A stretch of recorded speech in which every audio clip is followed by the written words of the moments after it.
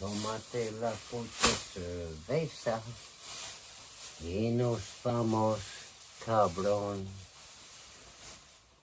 Este bebida es para usted también. ¿Dónde está los baños? Wow, look at that. Just trying to clean things up. I was supposed to move right on to the cleaning the litter box. And, you know, I was going to tell you a story because I'm cleaning Siete's crap up. I don't know if you can find a better friend than me. Clean my crap up. Take my abuse. But he is a black cat and he gets to decide, you know. And really all it was about was,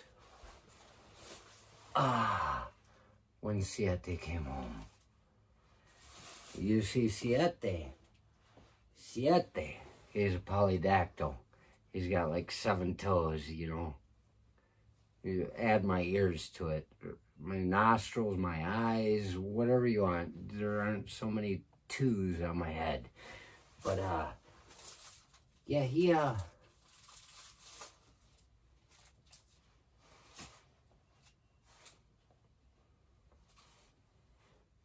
came home.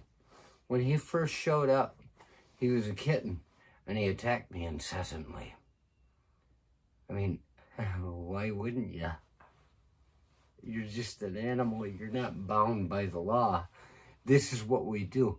We see something we hate, we attack. You're supposed to be able to do that. But, you know, it doesn't keep the civilization. Just the same way as, you know, when we went to Iraq. I believe that they should not have debriefings for military excursions as much as they should have pre-briefings. I told my nephew that after he got back from Afghanistan. I was like, you know, don't worry about it, man. You got all these people.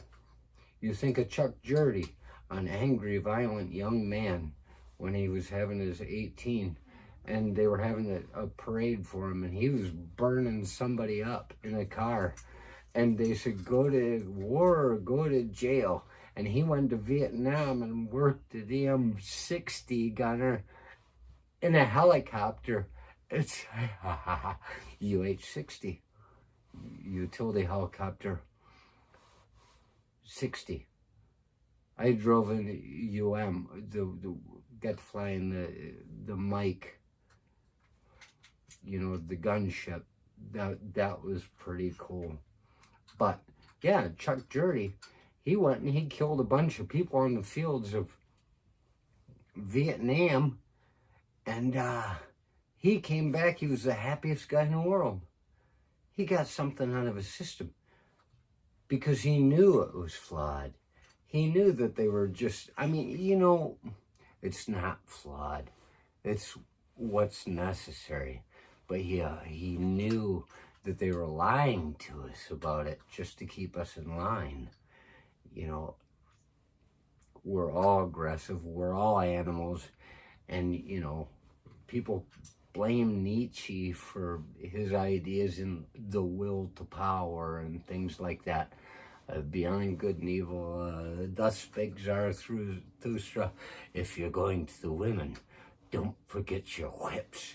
That's what the old woman said. He didn't say that. Oh, yeah, how about this one? My opinion is my own. Nobody has a right to it but me. Ooh, that's my favorite. You get to look and you think, nobody's seen what I've seen. How are they going to judge me? My opinion is my own. Nobody has a right to it but me. I had to read Nietzsche because I'd heard so much bullshit about him through the years. You know, all they've got are the cliches. You got to read it. Find out he wasn't trying to say this is the way we're supposed to be. He was saying this is the way we are.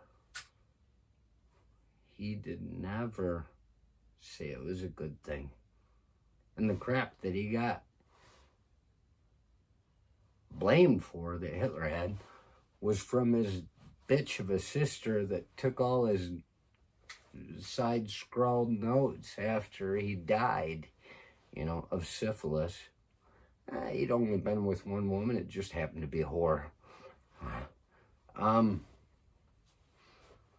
The thing is, Siete, he was an attack cat from the beginning. That kitten, you could not keep your hands out. He attacks. And when Siete came home,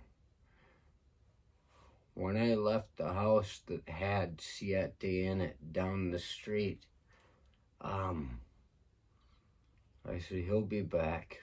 And I waited patiently because he's my friend.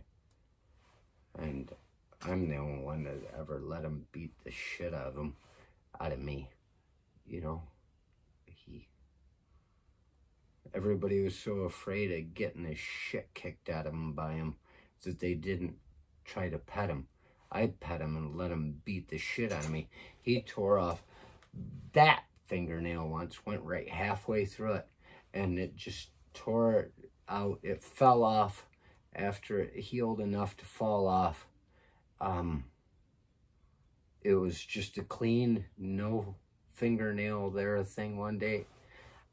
And I said, thank you, Siete, because that very night I went to work and I had something slammed down on my hand. And I said, right where the fingernail should have been. And I said, if I'd have had a fingernail, I'd have lost it. So it was very convenient. He kept me from losing my fingernail by having already done it. He works in mysterious ways.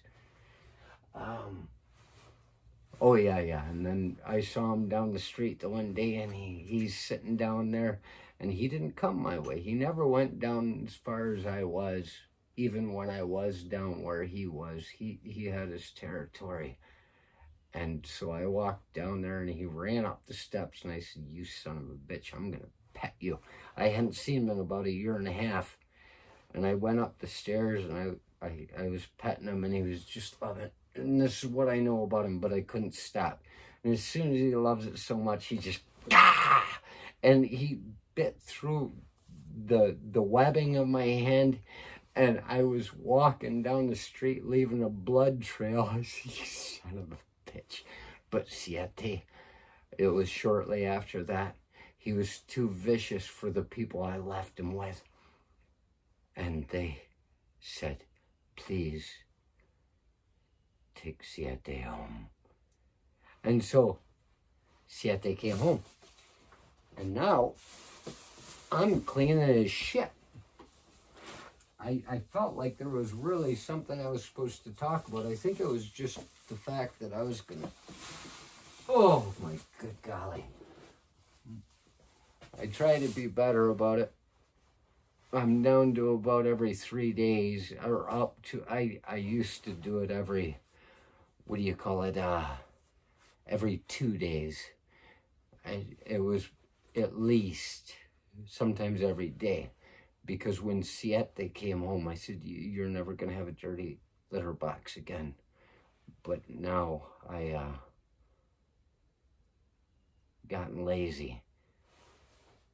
And so, well, you know what? Really, there's not a whole lot to talk about.